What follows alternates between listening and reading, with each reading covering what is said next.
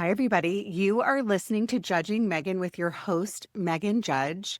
I'm going to introduce my guest in 2 seconds. I wanted to tell you all about a panel I just did the night before last with a women. It was an all-female panel. Kate, I might bring you in and talk to you about this. And it was just, I was in this room with just a bunch of ladies, and it was just so fulfilling and great. And I talk a lot about supporting women and not being jealous. It's something that I kind of struggled with throughout my life when I was young. I feel like at a young age, Kate, I'm just going to bring you in before I Yeah. introduce you like it's a big mystery. But at a young age, I feel like we're kind of pinned up against each other. I don't know if it's for male attention or whatever it Mm, is, but I am very honest and upfront throughout my life. I struggled with, oh, she's thinner than me. She's prettier than me. She has a better job than me. Her house is bigger than mine. Just all the things. Or they got promoted before I mm, did. And it's something that I feel like as I get older, I intentionally try really hard to overcome ever yeah. feeling this way. We're human. We have these emotions, but what I would like my listeners to know is if you can try your hardest to lift somebody else up and not and intentionally work on not being jealous, it really makes a difference. It's made a difference in my own life, Mm, and I feel like it brings you good karma. Kate, do you agree? I don't know, because I know you have such a absolutely. background in working, and tell me about your thoughts on that. Yeah. And just keeping your sunshine people, Hmm. keeping the ones close to you who lift you up and who give back and support you. And I think as we all get older, we recognize who those people are and how beautiful it can be when we lift each other up versus the alternative, which is this negative energy that brings us down. And listen, having been through everything I've been through, I recognize it more and more and the importance of living our life to the fullest. And that does mean having the people who lift us up, our sunshine people, and protecting our energy from the ones who don't. I, And I, so I this is, 100% agree because I took my listeners know I went through this horrible friend breakup and I talk about it all the time. I also believe keeping it small and trusting if you have a bad feeling about someone, it's okay to walk away from people. I've learned that as I've gotten older. yeah, So I wanted to reiterate to my listeners because I have so many ladies that listen, do something kind for somebody else. mm, I adore a good home goods. I don't know about you. yeah, And I do my weekly lap and I always try to say something nice to somebody in there. I know that's weird, but that's my reminder that when I yeah. go to Home Goods, I have to say something or find somebody and say, "You have a pretty smile," or whatever it is, And right? this is the butterfly effect that we're I going to know we're talk going to about talk about this. because by you saying hello to someone and Mhm. doing something good, then they're going to carry that on and then the next person's going to carry it on. So that's such a perfect intro to this conversation because as we talk about, it's not our lifespan that matters, but it's our wingspan and how we treat others. That is the most important thing. Ugh, I love you. Okay. I love to keep it a mystery for my listeners, unless you're watching on YouTube and you know who Kate is. So Kate Durgy, yes, there you Doerge, go. You got it. okay, is a No. grief coach, an author, a speaker, and she has written the most beautiful. She's also the founder of Pennies, so I left that out. But I have to read a lot of books, listeners, and that I've put pages. I have all these pages duck-eared. Is that how you say it? Duck-eared, Yeah, and yeah. things underlined. Her book is called Reimagining Grief, and it's a path to finding healing strength and joy after a loss, reimagining grief. And I can just tell you that not only did I relate to so much of what you talk about in the book, because you and I have been texting back and forth for Yeah, weeks now, yeah. but I think the way that you talk about so many of my listeners come here because I talk a lot about signs and loss Mhm. and grief and all the things. The way that you talk about it, just not only did I cry, but I left the book feeling joy Oh, I can't that's what I really wanted. explain how that I can't put into words how I felt when I read the book because I definitely cried. You've been through a lot. But happy tears or Happy, I don't even want to say happy. It left me feeling like my soul feeling fulfilled. I cry every mm, podcast. So just I'm letting you know that. Your sign is also a butterfly. And my listeners know I talk all about the butterfly. mm, Um, but just what you've been through in your life and your attitude about finding purpose and you keeping and just how you've kept going and all the things that I think are so important when we talk about grief and loss. It's in this book, everyone. I mean, really, honestly, if you know somebody that has lost somebody recently, please go out and get them this book. There's a book that I told Kate yesterday that I love to read, and I give it to people when they've lost someone called The Wheel of Life by Elizabeth mm-hmm. Kubler-Ross. I think this is my new book that I'm gonna be Oh, giving people because I well, loved I it love so, that. so much. Anyways, we're just gonna start there, and Yeah. I wanna hear all about you and where you are now, but I also wanna talk about the fact that you have gone through a lot of loss. So you lost your dad, Yep. you Yep. lost your mom, Mom. and your daughter, Penny, within a 6-year Yeah. Yeah. period, correct? Yes. And this book that I've written is the book that I wanted when I lost my father to heart failure. I lost my mother in a tragic car crash 5 days before Christmas. And then, of course, losing Penny at age 16. And there was no book out there, exactly as you said. People kept sending me these books, and I got that 5 Stages of Grief Mhm. book that was written in the 1960s that just, for your listeners, had been written for terminal ill patients. It wasn't even supposed to be for grief, it was then applied to grief. So those were the books that were being sent to me. And I just wanted to feel like I was in control. I didn't want to feel like I was being told that these stages were going to wash over me. I wanted to have agency. For those of us who've had loss, it is so destabilizing and you feel like such a mess and at rock bottom. And I didn't want to be told that I had to sit in it. And so, I go back to my dad, who is like the greatest role model in my life. He was such a force and he was so filled with faith. He had studied to be a priest, but he was also a Marine. So he's physically strong, but also his faith was so strong. And the night before my husband and I got married, my father had pulled us aside at a rehearsal dinner. And I tell this story every time I have a conversation because it truly is what has built my foundation. And my father pulled Chad and I aside and he said, listen, you two have lived a charmed life. You have beautiful friends, you have beautiful family, but you will be challenged. And it's up to you how you're going to play the cards you're dealt in life. And I also talk about how Chad and I looked at each other and we looked at my dad and we were like, you're really killing our vibe because we didn't know what he meant. And there we were on the precipice of this beautiful life ahead of us with 300 people at our wedding. And it was my dad's advice that I had in my ear when we had the first moment of having to choose how we played those cards we were dealt. And it was with our second child, Penny. We have an oldest child is Henry. And when Penny was 4 months old, she rolled off our bed and she fractured her tibia bone. And we raced up to hospital for special surgery in New York City. And we were told not only is it a fracture, but it's something very rare called congenital pseudarthrosis, which is the bowing of the tibia bone. 1 out of 300,000 kids have this. Hmm. And because it's so rare, they typically only see it under the umbrella of something called neurofibromatosis, which affects 1 out of 2,000 individuals. And so there we were, Chad and I, standing in front of the doctor with little Penny in our arms. And it was the first moment of, okay, how are we going to play these cards we're dealt? Are we going to feel sorry for Penny, age 4 months old, and let this define her? Or are we going to choose to bedazzle every cash she has and accessorize the brace she wore on her leg every day of her life to match her beautiful outfits and have her wear bows in her hair and live a big, beautiful, bright life, which she did.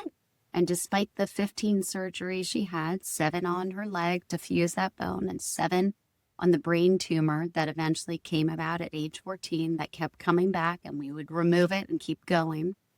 And we made a choice.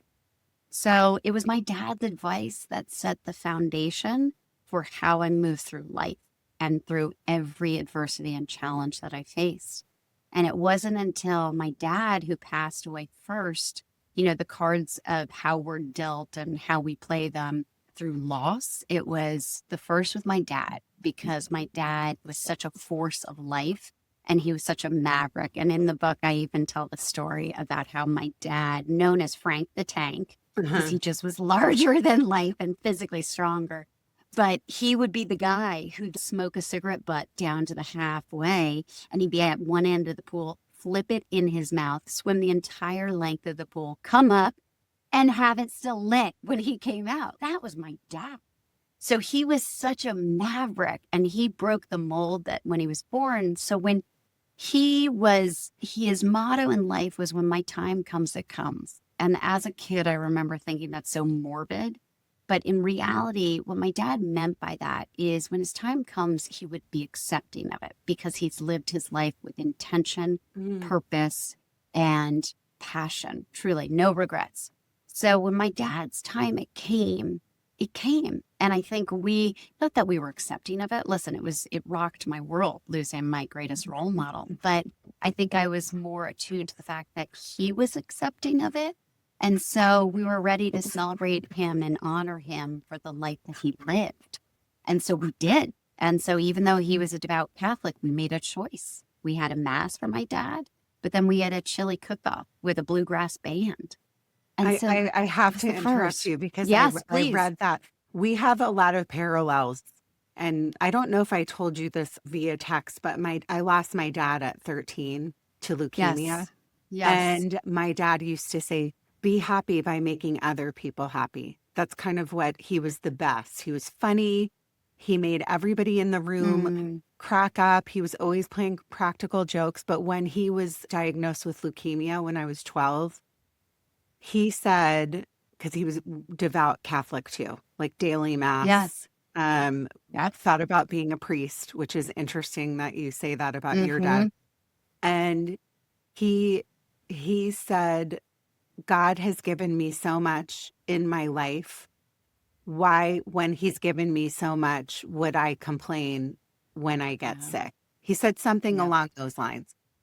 And so hearing you say that really makes me realize that your foundation and reading your book and your attitude, and listeners, just the attitude throughout the book, though you can feel your feelings almost. I can't explain it, but just the way that you talk about things. And I'm not trying to skip ahead, but your dad and then your mom and the relationships that you had really inspired my heart just to know what kind of human you are, that your dad made such an impact on you. Thank you. I know, losing my dad young, I lost my sister at 2.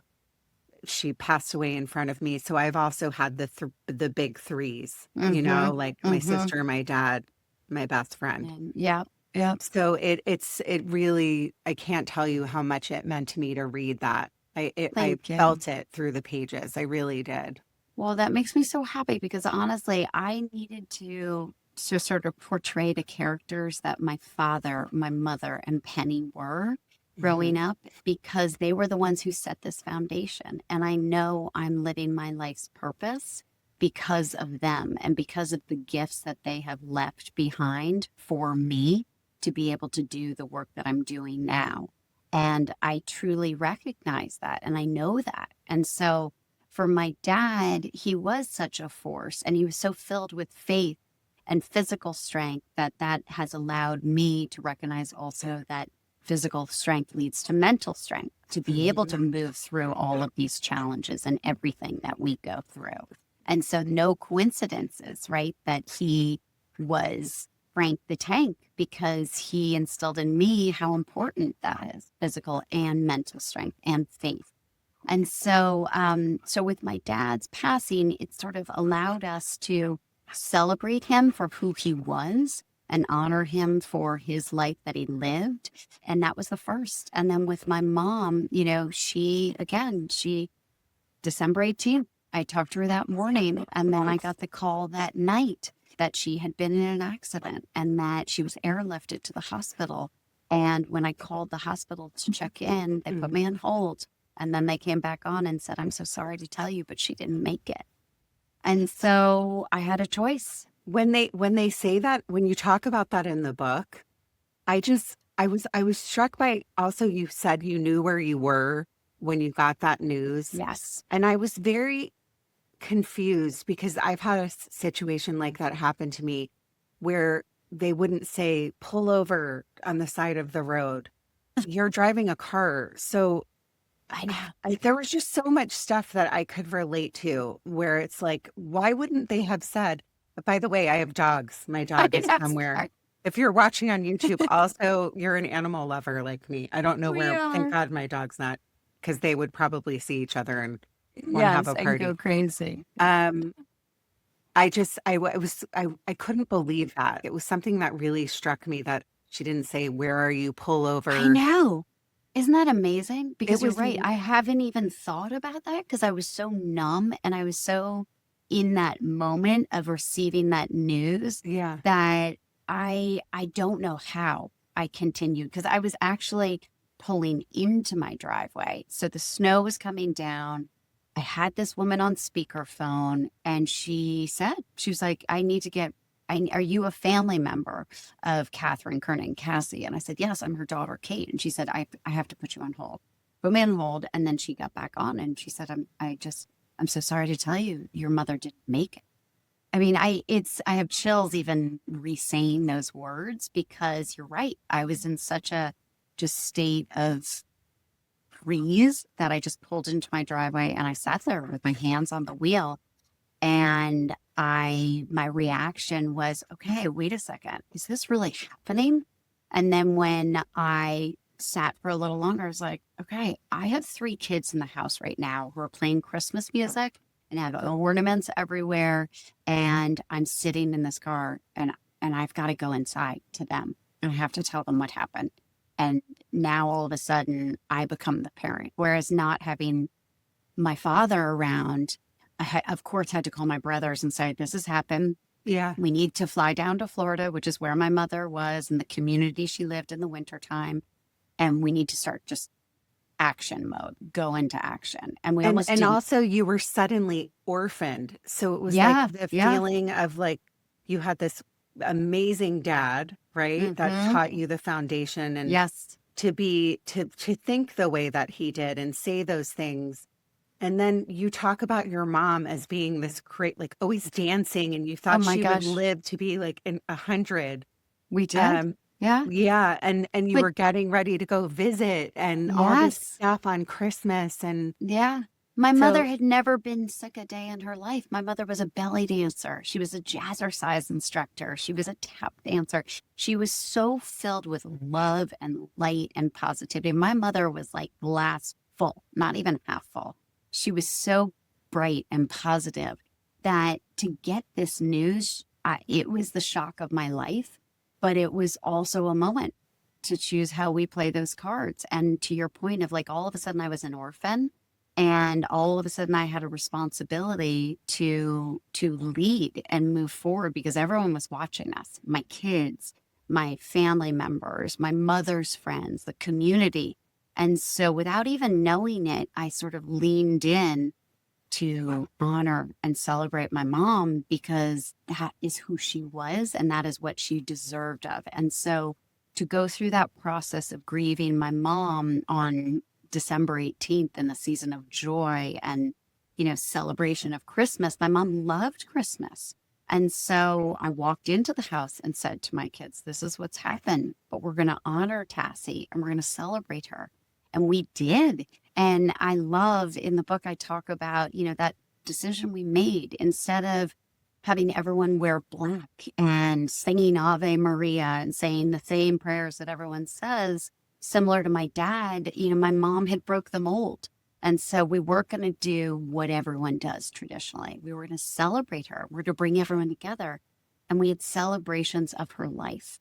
And one of my most favorite, the first of the celebrations in the community in Florida we decided we wanted the traditional Catholic small mass to honor my family and respect them. But then we had a celebration. We had fireworks, silent, but we played them to her favorite music and we served her favorite food. And no one wore black. Everyone wore color. And that was so beautiful because people wanted to share the stories about my mom. They wanted to talk about her as a belly dancer. They didn't want to be in black.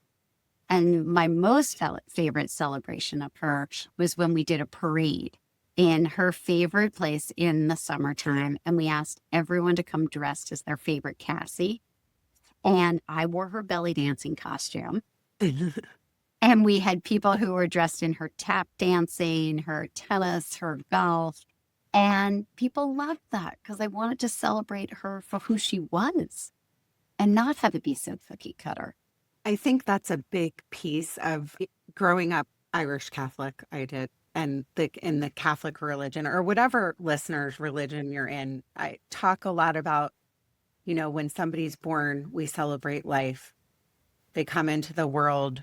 It's a happy, joyous thing. Having a baby, having my 2 daughters was the happiest day of my life. But also the way that we say goodbye to people. So I really loved that you talked about that in the book. You said you met with the priest and your brothers and you just felt the intuition of this has to be different. And I think that It was like do a a gut better job. reaction.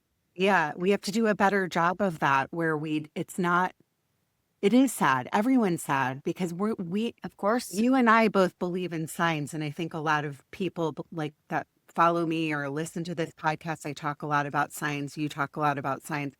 They're still with us, right? We just can't see them. So that's the really hard part for all of us. But for them, they're with us all the time, They're with us. Yes. right? So celebrating Yes. their life and doing something that's not just going to a funeral, wearing black, you're going to cry. Obviously, we're sad. We can't see them anymore. But the bright colors, the fireworks, like all of that stuff just was so inspiring to me. It really was. Well, for me, it was again taking control during an otherwise uncontrollable time and be able to have agency and do the things that honor them in a different way. And so that is why with the book, it became about reimagining the 5 stages into actionable steps we can take to move through grief. Because Yeah. we don't get over grief. We all know that. You carry grief with you every day. I carry grief of my father, my mother, and Penny with me every day. But we have a choice on how we play the cards we're dealt and how we move through grief. And so really what I was doing with my mother, my father, my mother, and Penny in these actions I was taking was just sort of natural, sort of leaning in heart first, not knowing what I was doing, but knowing how I wanted to honor their lives and celebrate them.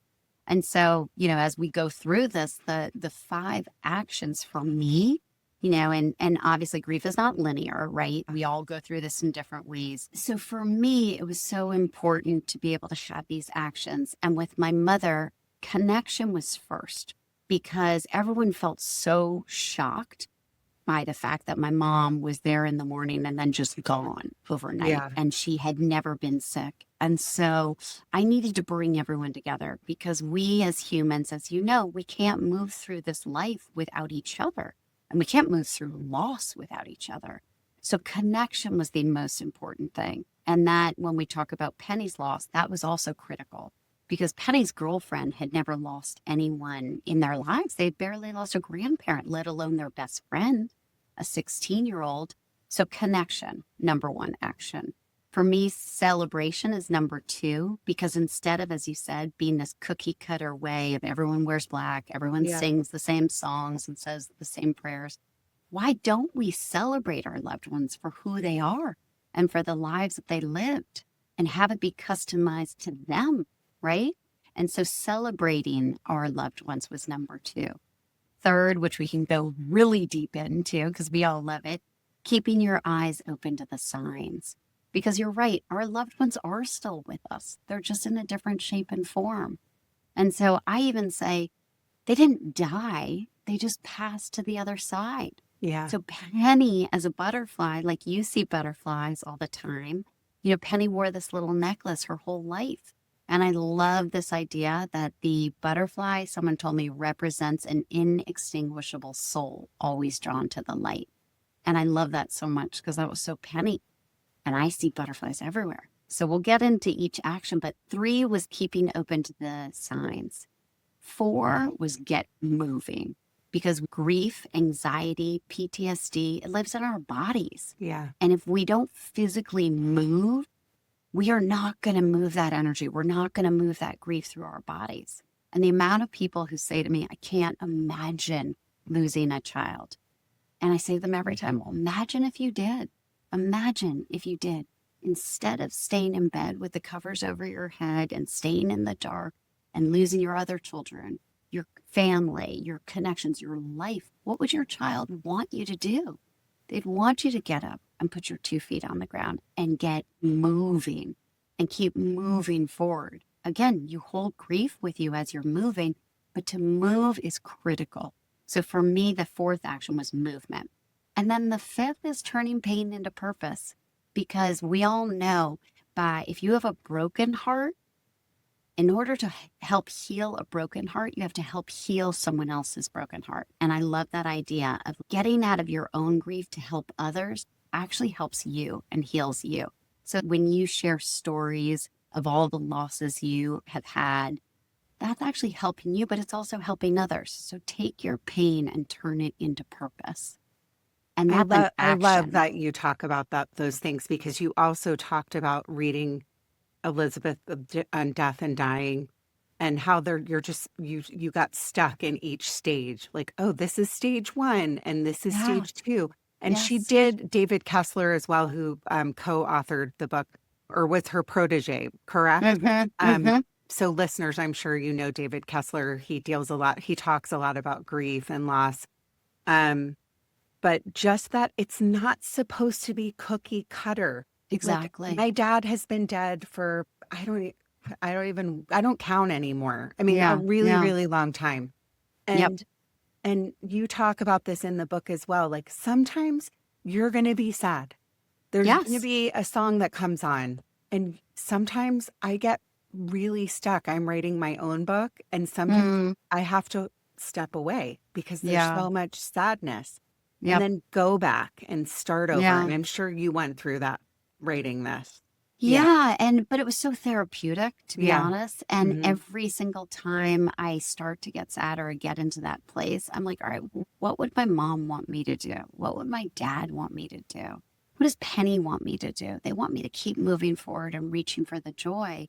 And so I think it's just that it's a reminder that we do have a choice and that we do have control of what we do. I just had a friend actually tell me, because I now, as a certified grief counselor, again, who knew, not me, that I'd be doing this with a background in PR and communications and everything I did.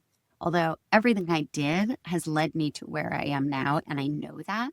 But part of my certification course, I have been doing workshops, and I had a friend in one of my workshops who just lost her dad. And she said, I just want to sit in this grief because I feel connected to my dad. By as low as I am, I just want to sit in my room and listen to Andre Bocelli on repeat because that's what he loved. And I feel connected because I'm sad and I'm in this space with him, thinking about him. And I said, I respect that and I understand that. But what if you put your AirPods in your ear and you got outside and you go to the beach and take your dogs for a walk and listen to Andre Bocelli? You're still connected to your dad and you're honoring him in that way and you're honoring your grief, but you're moving and you're taking one foot in front of the other and you get yourself moving and you show yourself you're moving through it, but still honoring the grief you have.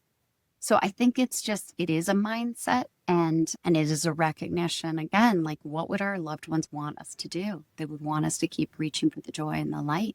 Yeah. I wanted to ask you, I want to know more about Penny, because there's so many people that, it's one thing to lose a parent. It's devastating. It's one thing to lose a best friend, in my case, devastating. Grief is linear. It's what everybody says. It's different for everybody. Some people might be listening right now and your grandmother raised you. So I never belittle what pain somebody says if they come up to me and they say, Oh, I lost my grandma. It used to bother me when I was young because when I was a kid, somebody would say, my aunt just died.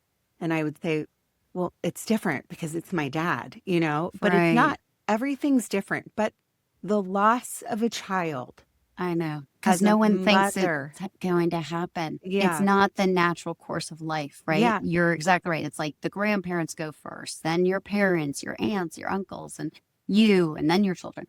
But no, it was the unimaginable.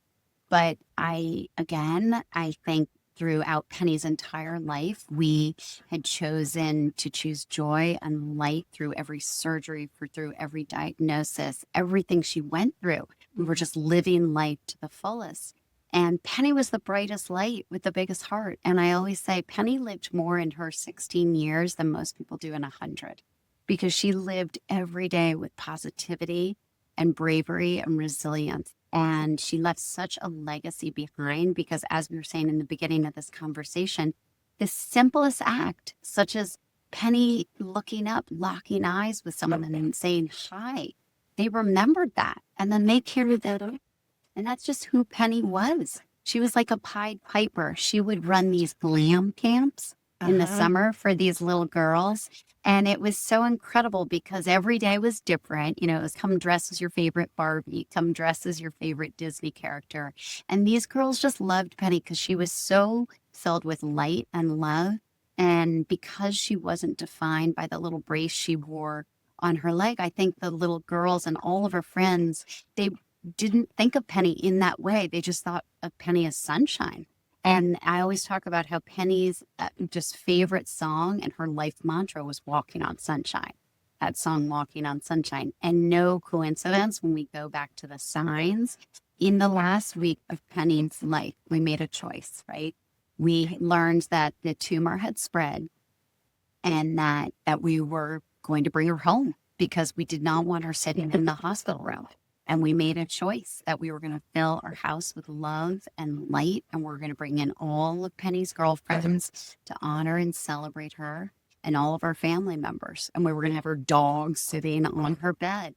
And it was a choice we made. And I had a friend recently say to me, Kate, when we learned that you were bringing Penny home, none of us could believe it. Because Penny's life had not been defined by these diagnoses and everything she had been through. They didn't know the extent to which what was happening. She said, so when we learned that you were bringing Penny home, I went on Amazon and I ordered hundreds of battery lit candles because in my mind, I thought we were going to create this vigil of light and love around your house while you and Chad and the boys were inside with Penny. And I started to laugh because I was like, wait a second, you thought you were going to be on the outside? And she said, I know. And when we got to your house, you brought the love and the light in.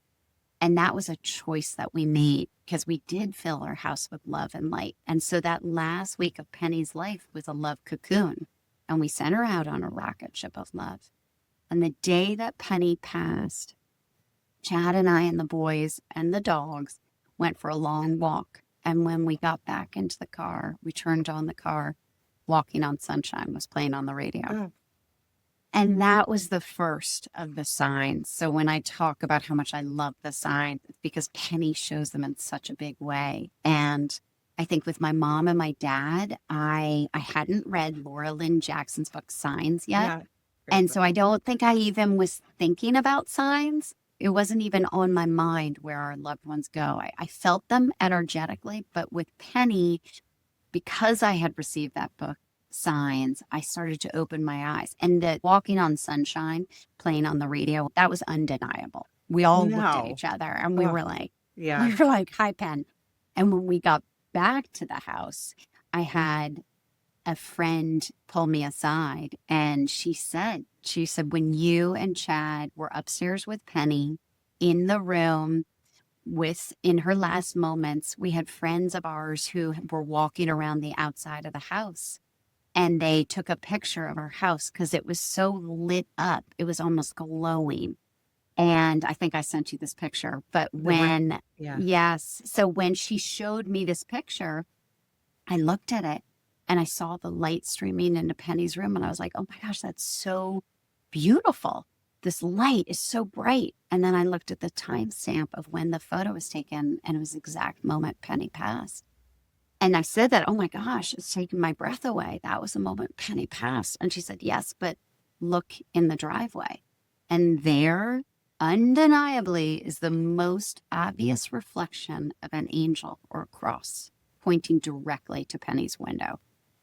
You can't make that up. No, That's my God. It is. So I wanted to ask you, so she led her life for 14 years being out of surgeries and hospitals, but just the last 2 years of her life was when it had spread to her brain, and you yeah, knew you had that time with her, but it's never enough time, right? yeah, yeah, So yeah, I wanted to know what the conversations look like for her. Was she prepared? Tell me about yeah. that and my listeners about that. So in the last actual 2 years of Penny's life, because it was the fall of 2020 and just backing up for your listeners, neurofibromatosis is the growth of tumors anywhere along the nerve pathways. But you can also have cognitive issues. You can have bone abnormalities. You can have learning disabilities. And some of these tumors are benign and some are not. And so in Penny's case, she only had this bowed tibia bone, and that was the only marker that we really had to focus on for her life. And even though, again, we weren't focusing on it, but it was all that we had to kind of handle until when she turned 14 in the fall of 2020, she developed the first brain tumor. And it was benign, but 7 surgeries later to remove it, chemo, radiation, all of it, that's when it became a glioblastoma, and it had metastasized and was malignant. And so we never let this stop us. And I don't think we weren't sitting in it. So going back to this idea of those stages and sitting in it, we were taking action. So if we learned that the tumor was back and we could operate it, we're like, all right, let's go. Get in, let's get it out. And then Penny was like, I want to go river rafting. So we went river rafting. She had her 16th birthday planned, and we knew the tumor was back, but we could get it removed. And she was like, I've got too much to live for to be stuck in the moment of this surgery. So we would have the surgery, and then she'd be focusing on a party for whatever event was on her calendar. And so for those 2 years, we were just living every day to the fullest, not having the conversation about what's going to happen. And it wasn't like we were in denial. I'm not saying that was it. It just was, there was too much life to live to get stuck in what could happen or what might happen or what is going to happen. And so that's why it was really a week that we learned that the tumor had spread, because on October 31st, Penny went dressed as an angel to go trick-or-treating. Aw. And she passed on November 10th. So that's how quick it was. And that is why we made the decision when we learned on November 2nd that the tumor had spread, that we made the decision to bring her home. And for those last 7 days, we made the decision to fill the house with love and light and laughter and sharing the stories and to create the love cocoon, because the alternative was so dark. And Penny's life was not so dark. So we didn't want that for her. And it sounds like maybe deep down she knew, but I also love that she was an angel. I also want to know, for What my happened? listeners or for people watching, was this Penny's dog as well? This is Clover. Yes. So So there's maybe no Clover coincidence. sending us some signs that Penny's might be here right now. She is, and Penny is such a prankster. So Yeah. she would love the fact that Clover went to go get groomed today, and they clipped her ear. And so they had to give her 2 stitches. And now she's wearing this cone on her head for What kind a of week. dog is Clover? I just put my glasses on. She's an English Cocker Spaniel, but she's so cute. she's Penny's dog. And I love the fact that she's here right now, because I know this is Penny who thinks this is hilarious. Because Penny was the type of person that when Clover was a puppy and she hadn't been spayed yet, she got her period. And Penny was the one who would order diapers for her and let her run around the house in diapers.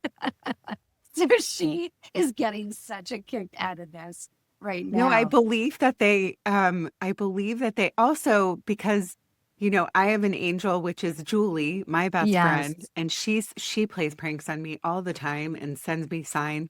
Something I wanted to focus on, because I know that in Yes. the book you do talk about the 5 actions through grief, which is, we talked about connect with others, celebrating life, which I love, love, love.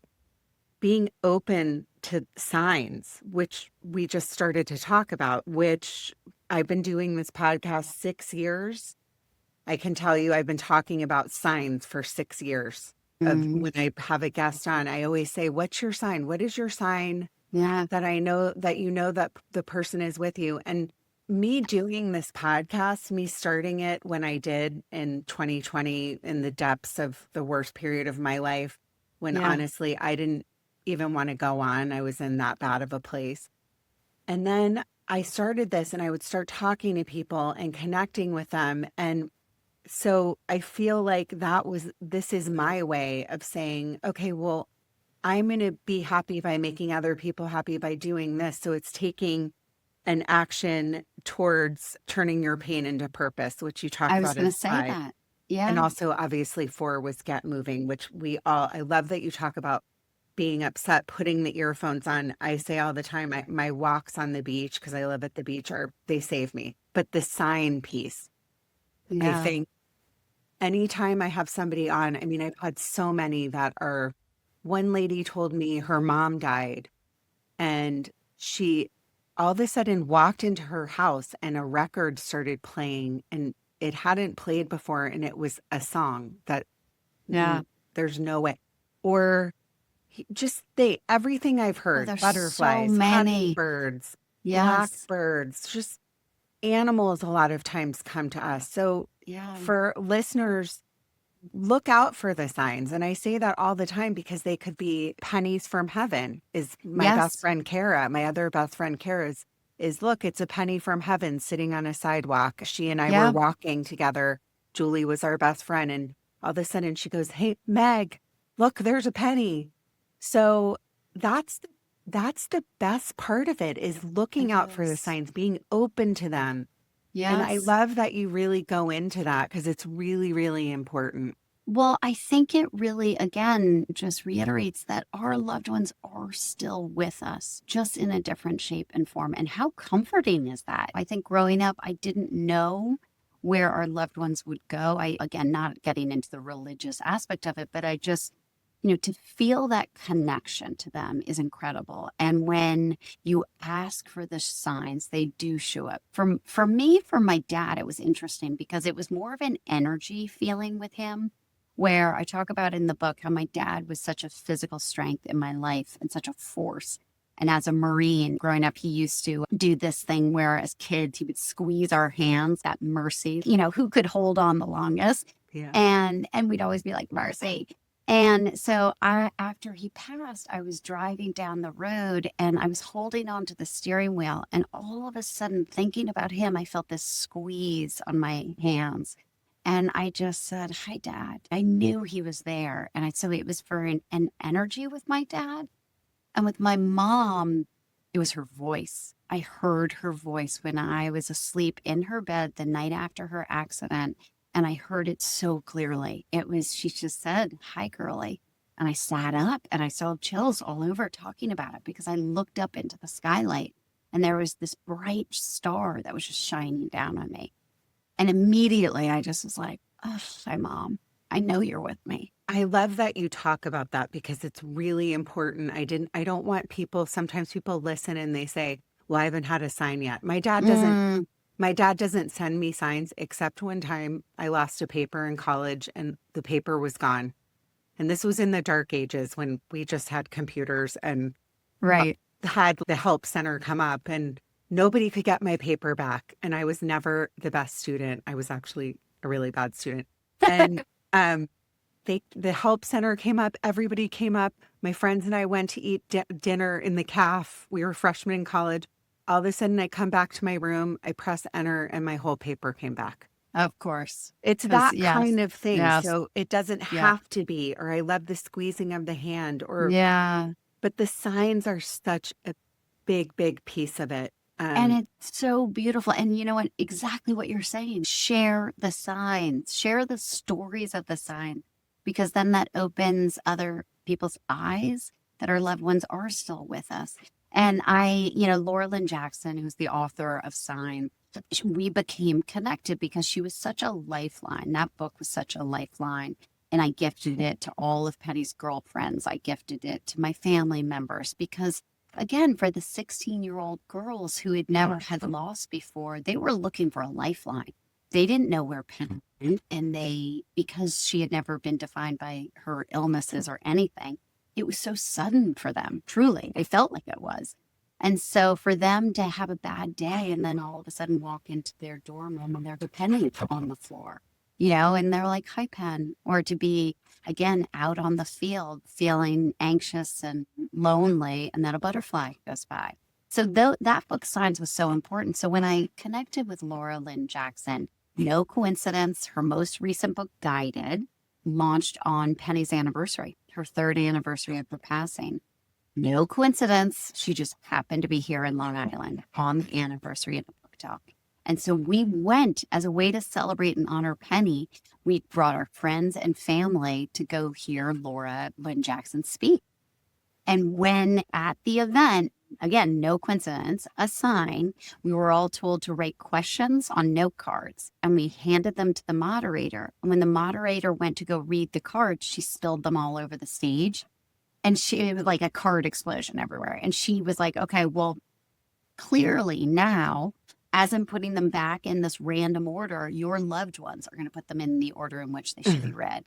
And whose card was on top? Ours.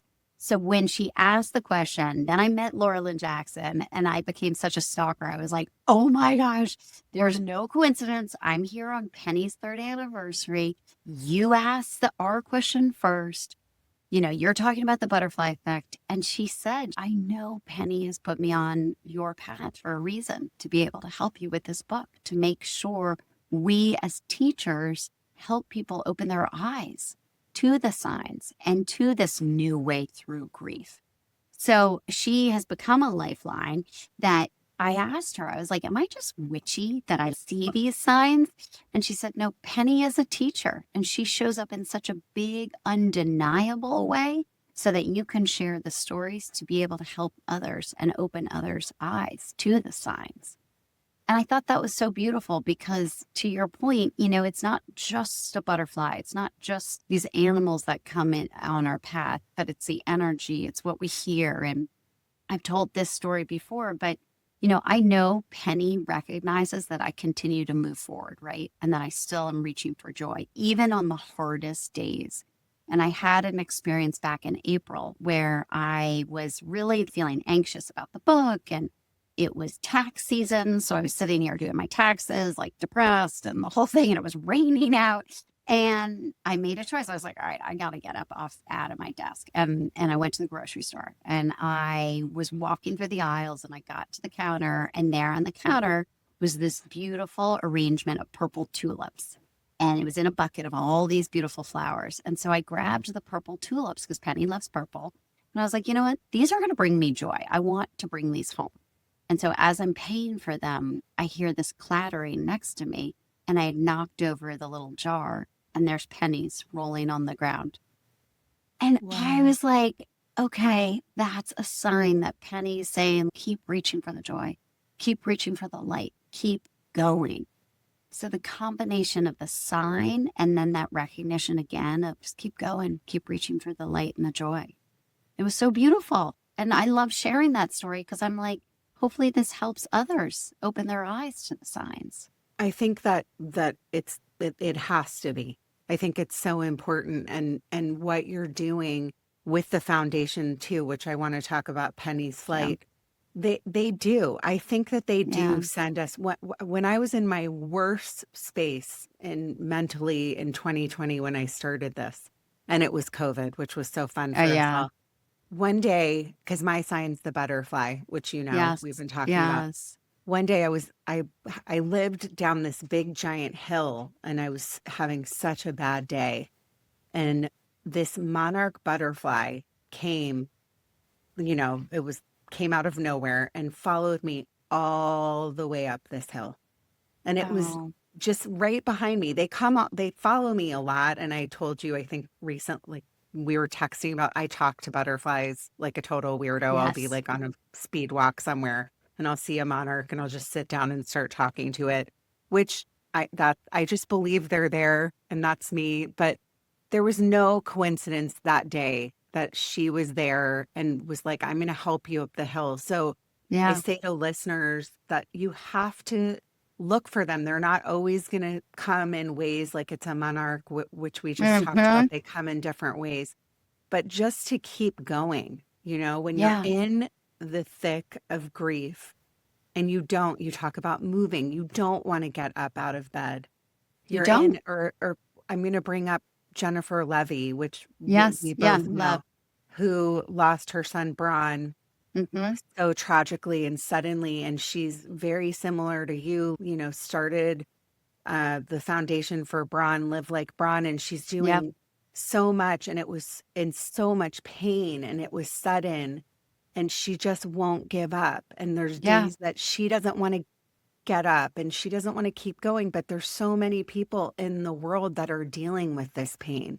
Yeah. You just have to keep going and look for the signs, and there's no coincidence there with the I pennies know. and the flowers on the ground. My God. I know. And you know what? Jen and I have talked about this because we finally met. We were connected through friends and we were in conversation together at a book event on my book tour out in California.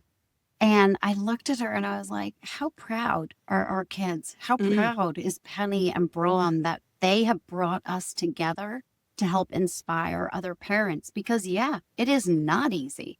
And it is the tragedy of someone's life to lose a child.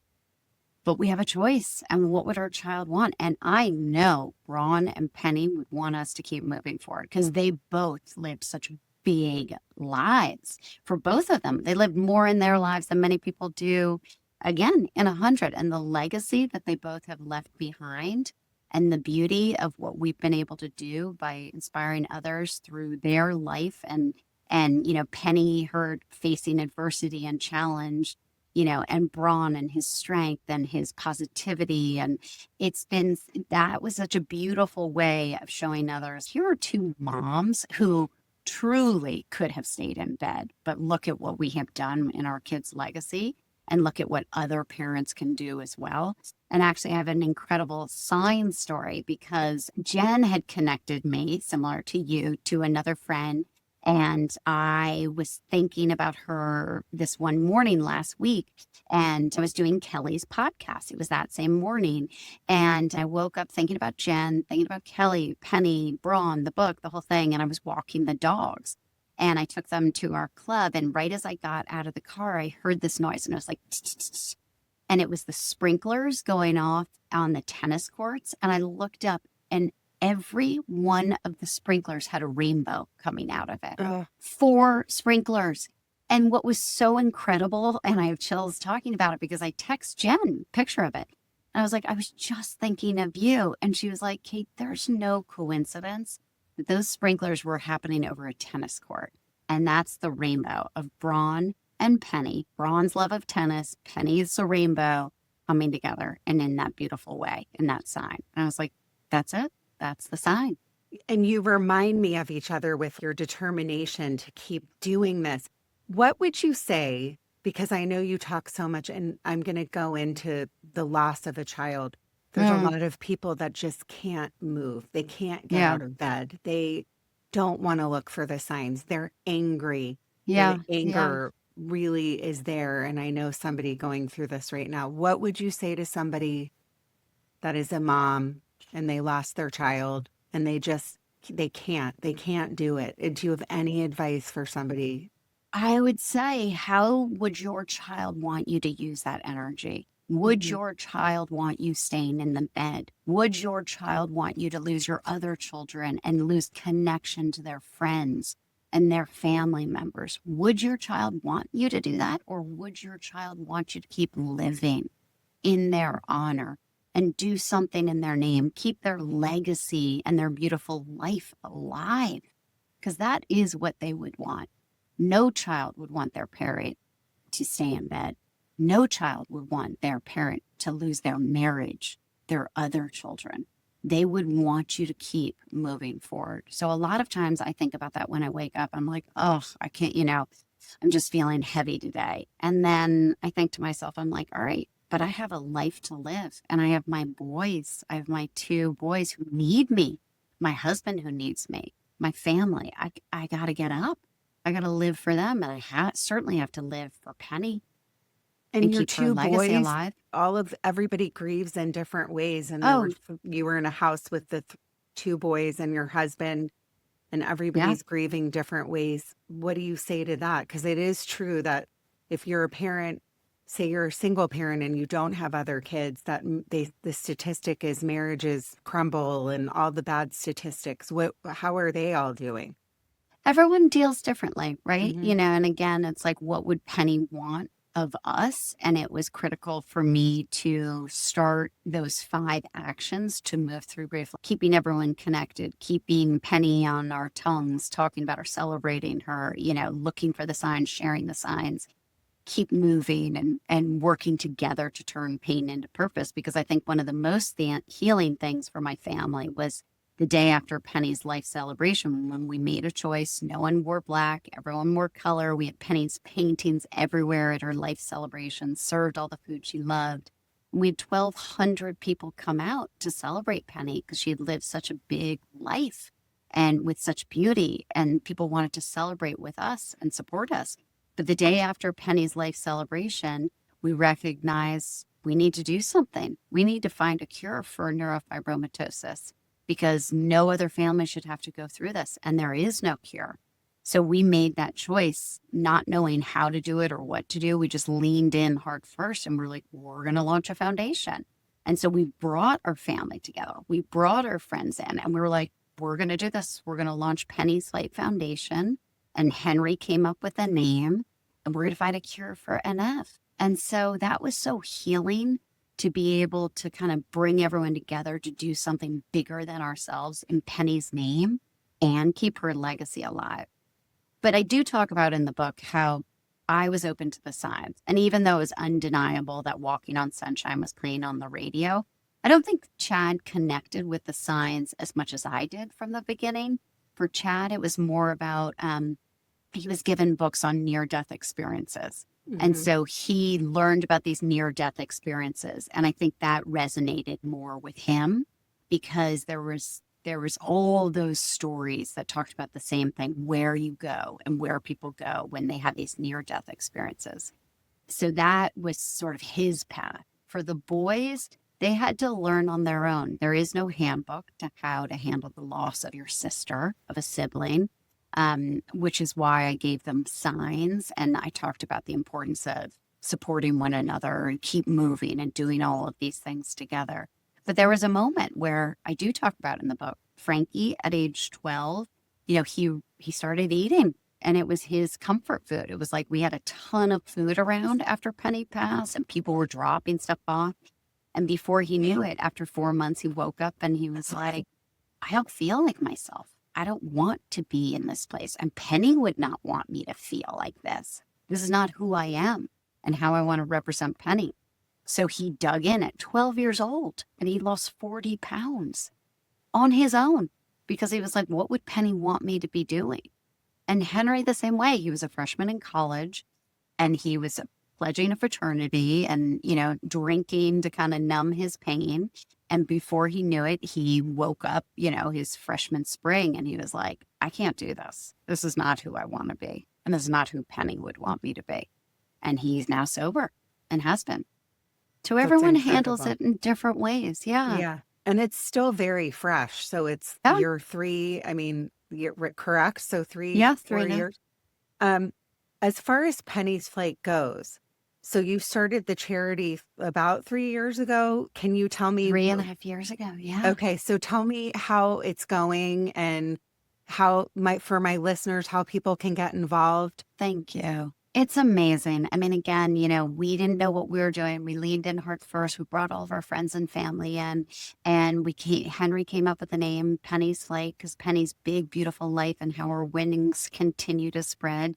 So it's spread your wings, shine your light. And we have raised over $6.4 million in 3.5 years. We have over 120 Pennies Flight chapters across the country at grade schools, high schools, and colleges. And these kids are all involved. And that's what's so beautiful is so many of them, they didn't even know Penny, but they were so inspired by her story and our 3 tenets of finding beauty in imperfection, positivity in the face of challenge, and having faith over fear. And I think everyone can relate to that. And because it's such an inclusive foundation, people want to get involved. I get DMs and texts all the time from people who are like, I want to start a chapter. I want to do this pop-up. I'm like, let's go, whatever you want to do. So it's really become this movement, and wings are spreading so wide that for those listeners out there, if you have a child who wants to get involved and give back in a beautiful way, just send them our way to penniesflight.org or on Instagram. I'm, Doerge K on Instagram. You can always DM me. My husband's always like, you don't have to respond to everyone. I'm like, but I do. I do. And I love it. And it just feels like, again, just the butterfly wings of the simplest acts, such as the flap of a butterfly's wing, can cause a revolution. And that is what we are doing, to find a cure for NF and to reimagine how we move through grief, because it's time. We need to change the narrative, and it can be so beautiful. As far as no coincidences, don't you find it interesting that my other best friends, so my best friends growing up were Kara and Julie, and Kara's son, Jack, is in a chapter of Penny's Flight at Deerfield. And so she had told me about it, I guess, a year ago or something. Yeah. And I guess so there's like a divine timing on like how things kind of happen, and me talking to you today and then the book. I just think no coincidences, and we're all supposed to connect. And I can't reiterate enough how much, I'm going to hold up the book again, how much I really was touched by this book. It really impacted me and made me feel like just the symbolic piece of the butterfly, the spirituality piece, the way that we grieve, the way that we feel, the way that we are supposed to give back as human beings, because we're here for such a short period of time.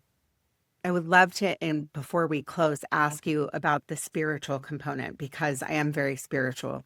Yes. And for my listeners, spirituality doesn't mean you're Catholic. It doesn't mean you're Jewish. It's whatever you believe in. For me personally, I live my life because I really want to see my people again. I want to be reunited. I believe one day I will be, if I keep working as hard as I can on this planet to try and be a good person. We live in a really tumultuous, hard time right now. So I think us doing good and helping others is more important than ever. So I would love to know the spiritual piece for you. Again, I go back to, it's not your lifespan that matters. It's your wingspan. What are we all here on this earth to do? How are we giving back? How are we helping others? What's our purpose? And I know Penny lived her life's purpose. And I know that's hard for listeners to hear, that after losing a child, I can say that, but I truly believe that Penny was put on this earth for a reason, to inspire all of us, in the life that she lived and the resilience she had and the bravery and the positivity and the beauty and the kindness. So for me, it's the same with my mom. She lived her life's purpose, to inspire me now to do this work. And I just am so fueled knowing that everything I've done in my career and everything has led to this place to be able to help others. And how healing is that? So for your listeners, if you've gone through loss, whether it's a child, a parent, a sibling, a marriage, because loss and grief comes in different shapes and forms, right? So it doesn't have to be of a loved one. It can be a life you thought, a career, a marriage. It's just, what are you doing with that? How are you playing the cards you've been dealt? What's the impact? How are you going to heal your heart? And I think so much of it is going back to that idea.